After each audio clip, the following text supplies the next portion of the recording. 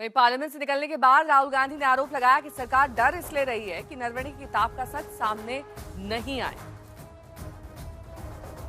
मैं ये कह रहा हूं कि नरवणे जी ने प्रधानमंत्री जी के बारे में, राजनाथ सिंह जी के बारे में अपनी किताब में साफ लिखा है। वो एक आर्टिकल में आया है, मैं आर्टिकल को कोट कर रहा हूं, मुझे बोलने नहीं दे रहे हैं। मैं नहीं बोल रहा हूं, नरवणे जी ने ये किताब लिखी है। वो डरे हुए हैं क्योंकि अगर वो निकला तो नरेंद्र मोदी और राजनाथ सिंह की जो रियलिटी है वो लोगों को पता लग जाएगी कि जब चाइना हमारे सामने खड़ा था, आगे आ रहा था, 56 इंच की छाती को क्या हुआ था, उस लाइन में है। वहीं प्रियंका गांधी ने भी सवाल किया कि आखिर सरकार किस बात से डर रही है। आर्मी चीफ की किताब का एक्सर्प्ट वो पढ़ रहे थे, इसमें बदनाम करने की क्या बात है? ये तो हमेशा यही कहते हैं जब इनको कुछ ऐसी चीज बाहर आती है जो जिससे ये छुपना चाहते हैं। ये गलत बात है। जो रूल है, एक पब्लिश्ड सोर्स होना चाहिए, चाहे वो मैगजीन हो चाहे वो किताब हो। ये मैगजीन में पब्लिश्ड है, एक्सर्प्ट है किताब का, तो इसमें तो कोई अनऑथेंटिकेटेड सोर्स नहीं है, वो ऑथेंटिकेट कर लेंगे राहुल जी, तो उसमें प्रॉब्लम क्या है? डर किस बात का है? डर किस बात का है? डर एक लाइन का है, सिर्फ एक लाइन का डर है। एक लाइन है उसमें जो जिससे प्रधानमंत्री राजनाथ सिंह जी पूरी सरकार डरी हुई है। वो लाइन में अंदर बोलूंगा, कोई नहीं रोकेगा मुझे।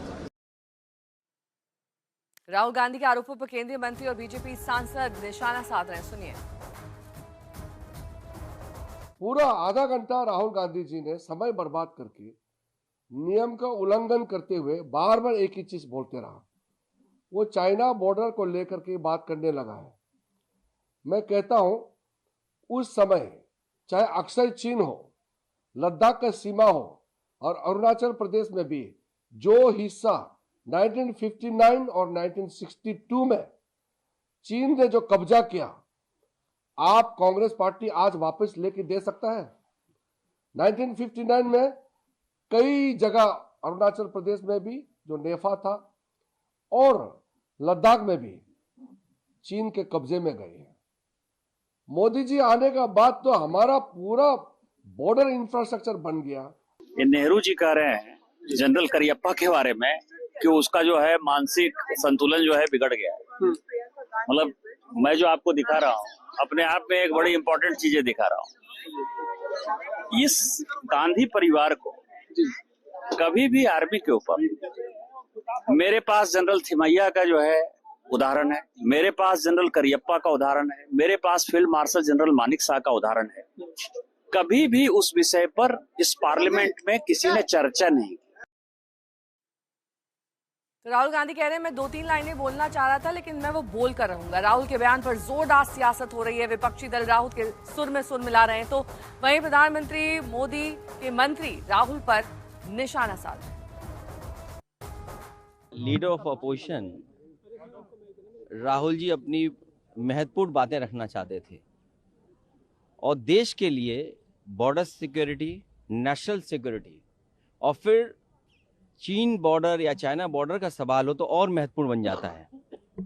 समाजवादियों ने समय समय पर सरकारों को ये बात रखी है, पाकिस्तान से ज़्यादा हमें सावधान रहना पड़ेगा चीन से, क्योंकि चीन की गिद्ध जैसी नजर हमारी सीमा पर बनी रहती है। राहुल गांधी को बोलना ही था तो बोलते कि नाना के समय कितने हजार वर्ग किलोमीटर जमीन लिया गया, वहां से शुरू करना चाहिए था अगर भारत के एक सच्चा व्यक्ति होते तो।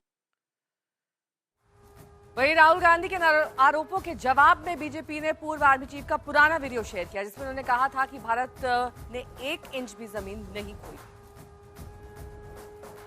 Firstly, we have not lost out in any territory. We are where we were before this whole thing started. But as a result of this agreement, it has been reached on the principle of mutual and equal security. So I think that should be the way we look at this whole disengagement process, that it serves the interests of both countries to have a very stable LAC and with less chances of any confrontation taking place. That should be the larger viewpoint that we take. And not an inch has been lost. Not an inch has been lost, that's right. Approaching this whole issue in a step-by-step manner. So the initial step was of course the disengagement which I've just talked about. So future rounds of talks will continue, and I'm sure that through these talks we will be able to narrow down our differences and arrive at a acceptable solution, once again based on mutual and equal security, and which is acceptable to both sides.